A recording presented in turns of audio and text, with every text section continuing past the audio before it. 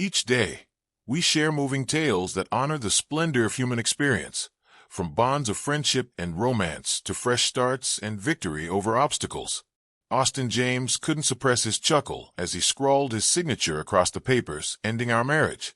18 months of separation culminating in this moment of twisted irony. Something humorous, Mr. James? Judge Winters asked, her piercing gaze cutting through his casual demeanor. Then she flipped to my financial disclosure. Ms. Jackson, your separate assets indicate a family trust valued at $34 million. Is this accurate? The pen in Austin's hand clattered against his water glass. Have you ever discovered a life-changing secret about someone you thought you knew completely?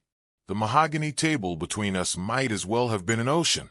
Austin sat across from me, relaxed in his tailored suit, treating our divorce like some cosmic joke. I'd spent the morning perfecting my composure, tortoiseshell glasses perched precisely, not a hair out of place. My armor against his infuriating ability to make everything seem trivial. Just appreciating life's ironies, Your Honor, he replied to Judge Winters, sliding the documents toward her with a flourish that made my jaw clench. I'd prepared for this day meticulously. Clean break. No disputed assets. No acrimony displayed in public. Just two people acknowledging a failed experiment and moving forward with dignity.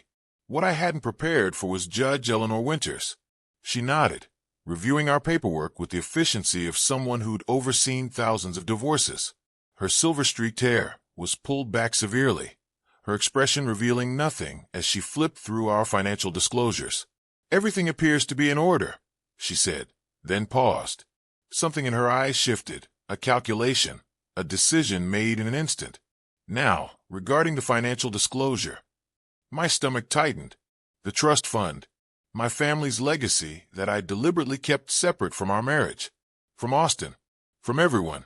Ms. Jackson, your separate asset statement indicates a family trust valued at approximately $34 million. Is this accurate? The courtroom seemed to freeze.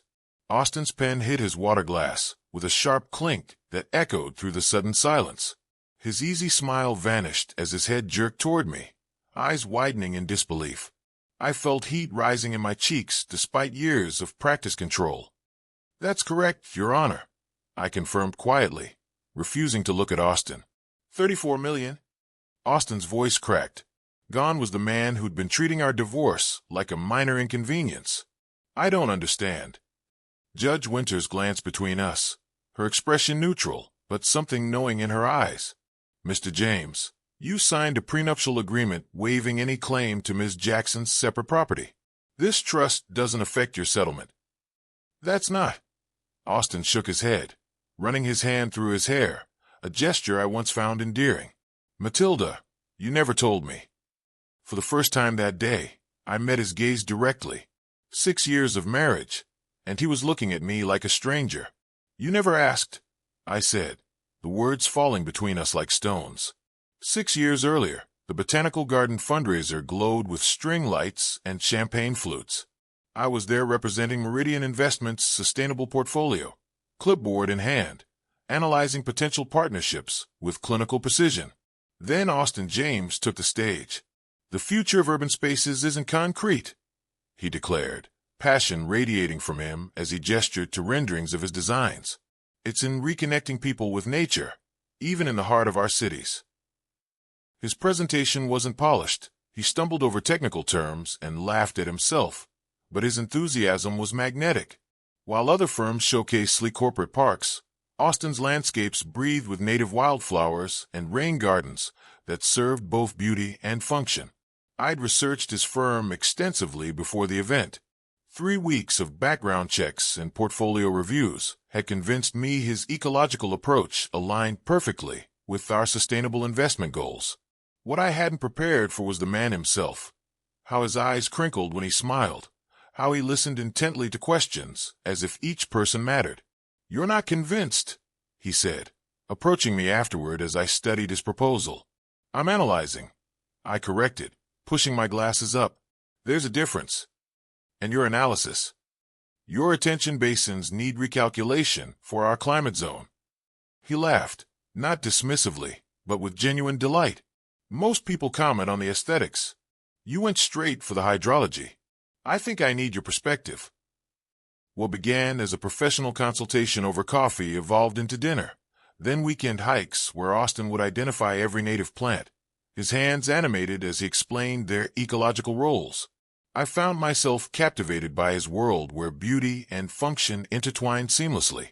You're different with plants, I told him one evening as we walked through a meadow restoration he designed. More unguarded. Plants don't judge, he replied, then grinned. They just silently photosynthesize your carbon dioxide into oxygen. Very accepting relationship. 3 months later, he proposed on a rooftop garden he designed, surrounded by prairie grasses swaying in the twilight. I said yes without hesitation, the most impulsive decision I'd ever made. When my family's attorney insisted on a prenuptial agreement, I agreed immediately. It wasn't about doubting Austin. It was tradition, protection, practicality. Austin signed without much thought, assuming it covered my modest investment portfolio and family heirlooms.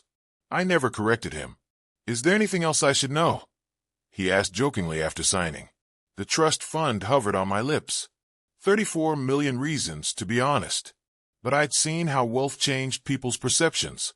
Colleagues who stopped seeing me and only saw dollar signs, former friends who expected handouts, potential partners whose interests sharpened suspiciously when rumors circulated. Nothing important, I answered, the first significant lie of our relationship. We built a life of careful frugality, splitting expenses, agonizing over mortgage refinancing, working long hours.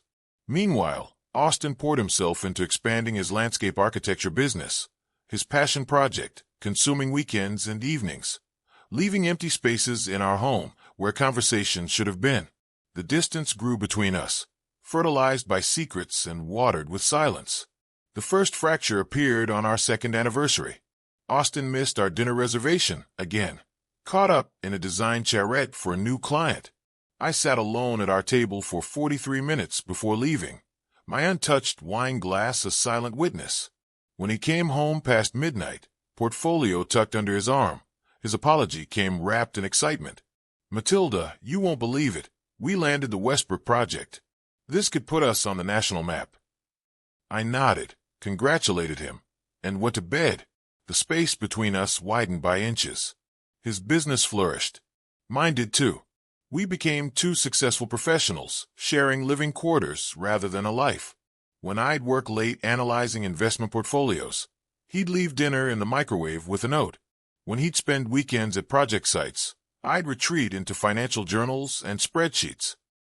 We need to talk about us, I finally said one Sunday morning, the silence in our kitchen too heavy to bear. What about us? Austin looked up from his sketches, genuinely confused. We're doing great, aren't we? The mortgage is ahead of schedule. Both our careers are taking off. When was the last time we had a real conversation? One that wasn't about work or bills. His brow furrowed. We talk all the time.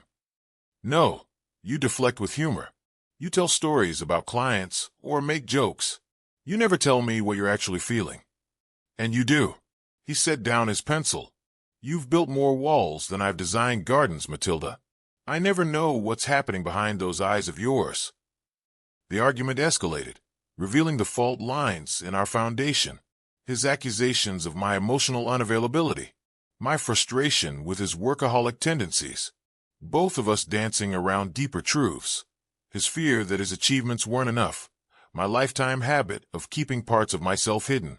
We tried counseling, date nights, weekend getaways, but the distance had become comfortable, familiar territory, easier than vulnerability, safer than truth. The decision to separate came during a quiet dinner, 18 months before the courthouse scene. No dramatic fight, no thrown plates or slammed doors. Just two people acknowledging that they'd become strangers who knew each other's routines. Maybe we rushed into this, Austin said, twirling pasta around his fork. Maybe we never really knew each other, I replied. We divided our possessions with the same efficiency we'd applied to our household budget. Furniture, kitchenware, books, the emotional artifacts of our marriage packed away in labeled boxes. What remained unboxed were the secrets we'd kept, his insecurities, my fortune, ticking like silent bombs beneath the surface. Rain pounded the courthouse steps as we exited, the sky as turbulent as the emotions churning beneath my carefully maintained facade. I stood under the portico, watching sheets of water cascade from the roof, waiting for my driver while clutching my leather portfolio like a shield. Austin's footsteps echoed behind me. I didn't turn. $34 million, Matilda? His voice carried none of the courtroom humor, replaced by something raw and unfamiliar. Were you ever planning to mention it? I turned slowly, raindrops spattering the marble between us, creating a percussive soundtrack to our confrontation. Would it have changed anything? Of course it would have. His hands gestured emphatically, water droplets flying from his sleeve. Not the money, the fact that you kept something so fundamental for me. Like you kept things for me. I maintained my measured tone, but my knuckles whitened around my purse strap. You used humor as a shield, Austin. I never knew what you were truly feeling, what you wanted beyond the next landscaping contract. That's not fair. Isn't it? You were physically present but emotionally unavailable. I needed a partner, not a comedian. A crack of thunder punctuated my words. Austin ran his hand through his hair, now damp from the rain's edge reaching beneath our shelter. We lived in a 3-bedroom condo with a mortgage that kept you up at night, he said, voice dropping. You worked 60-hour weeks. We split grocery bills down to the penny, all while you had millions sitting untouched. I earned my own way, I replied, the words practiced from years of justifying this choice to myself. My parents insisted on it. The money wasn't relevant to our daily life. Not relevant. He laughed, a hollow sound nothing like his usual warm chuckle. Trust is relevant, Matilda. Honesty is relevant. His right chair pulled up, windshield wipers fighting a losing battle against the downpour. Austin hesitated, then reached into his jacket and offered me his umbrella, a small, unexpected kindness amid our wreckage. We should talk, he said, his voice softening. Not here, not like this. I took the umbrella, our fingers brushing briefly. The tea house on Willow Street. Tomorrow at 3. He nodded, then dashed through the rain to his waiting car. I watched him go, rain mingling with unexpected tears on my cheeks. What would you do if you discovered your partner had been hiding something this significant? Would you walk away forever, or would you listen to their side of the story? As my car arrived, I wondered which Austin would choose. The tea house on Willow Street existed in a different dimension from our courthouse confrontation. All warm wood and the gentle clinking of porcelain. I arrived 15 minutes early, selecting a corner table with 2 exits. Old habits. Austin arrived precisely on time, rainwater still clinging to his coat. He ordered jasmine tea without consulting the menu. He remembered my preference despite everything. I almost didn't come, he admitted, watching the tea steep. Why did you? 6 years deserves more than a rainy courthouse goodbye. Our conversation began stiffly, circling familiar grievances. But as teacups emptied and were refilled, something shifted. The tea house closed around us, the owner smiling knowingly as she brought out dinner menus, without being asked. Tell me about the trust, Austin said finally, setting down his fork. I explained my family's wealth, generations of careful investments, how my parents had insisted I make my own way despite our privilege. They believed inherited money without earned wisdom leads to entitlement. So you never touched it? Not a penny. It felt like cheating somehow. As night fell outside the windows, Austin revealed his own truths. How growing up in a struggling rural family had planted seeds of inadequacy he'd tried to outwork and outachieve. I threw myself into the business to prove I was worthy, he said, voice rough with honesty. Of success. Of recognition. Of you. You never needed to prove anything to me. Didn't I? You were this brilliant financial mind from a good family. I was the country boy who could name wildflowers. One conversation became weekly meetings. Tea house talks evolved into walks through the botanical garden, where we'd once planned our future. For the first time, we spoke without deflection or reservation. I never accessed the money because I wanted to succeed through my own efforts, I explained one evening, as autumn leaves crunched beneath our feet. And then it became this secret I didn't know how to reveal. I would have understood, Austin said. Would you? You were so proud of building something from nothing. I was afraid you'd see me differently. He stopped walking. I married you, Matilda. Not your bank account. And I married you. Not your jokes or your career. But somehow we both lost sight of that. Gradually, we began sharing more than conversation. Austin showed me his newest designs, a healing garden for the children's hospital with plants selected for sensory engagement. I revealed my dream of creating a foundation for environmental restoration in underserved communities. What if we combined these? He suggested one evening, sketching rapidly on a napkin. Your financial expertise, my ecological approach. We began collaborating, his vision and my resources creating something neither could accomplish alone. The trust between us rebuilt slowly, deliberately, with an honesty we'd never achieved before. One rainy evening, so different from that courthouse downpour, Austin reached across the table and took my hand. I've been thinking about us, he said, no humor masking his vulnerability. About trying again. As business partners? I asked, heart racing. As partners in everything, he replied. If you're willing to start over with me. The walls I'd built around my heart began to crumble, brick by carefully laid brick. 7 months after our courthouse encounter, Austin and I stood side by side at the groundbreaking ceremony for the Urban Ecology Education Center. The project embodied our reconciliation, his innovative design principles funded by my newly activated trust, creating accessible green space in a neighborhood that had never known gardens. As we ceremonially turned the first soil with gold-painted shovels, a familiar figure approached through the crowd. Quite a different circumstance from when I last saw you two, Judge Eleanor Winters observed, looking remarkably different in casual clothes rather than her judicial robes. We've been working through some things, Austin explained, his voice lacking its defensive humor. The judge smiled knowingly. I suspected as much. That's why I made sure to read the trust details aloud that day. My eyes widened. You did that intentionally. 28 years on the bench. You develop intuition, she said, adjusting her scarf against the autumn breeze.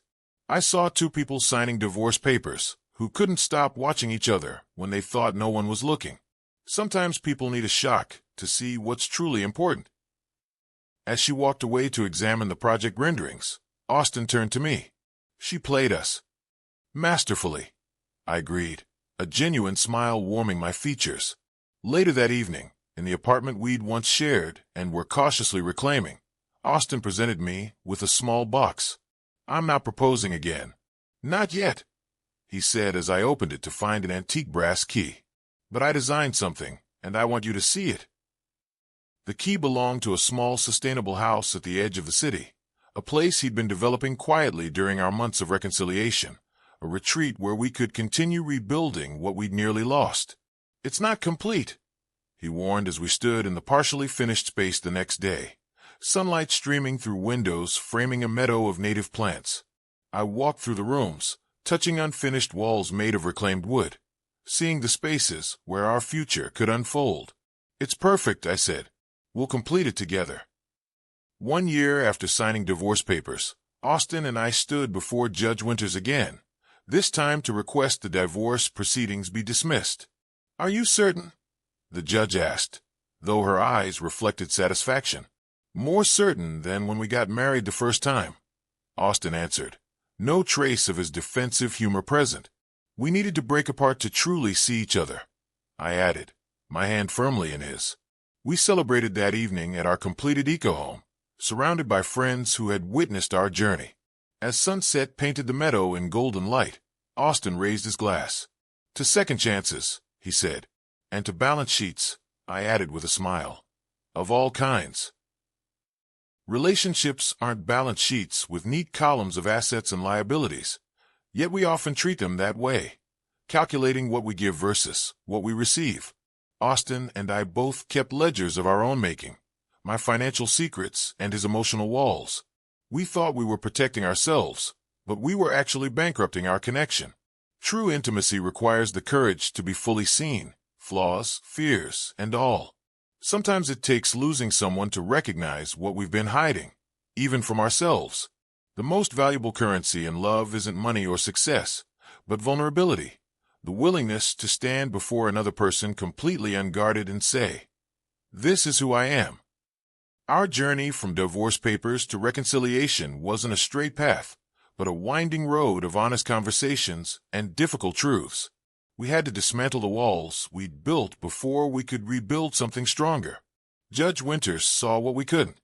That sometimes the end is actually the beginning of something more authentic, if we're brave enough to face it together. If this story touched your heart, please like and subscribe to Zenith Inspiring Stories for more powerful tales of love, redemption, and second chances. Share this video with someone who might need to hear that it's never too late for a new beginning. What secret would change everything in your relationship?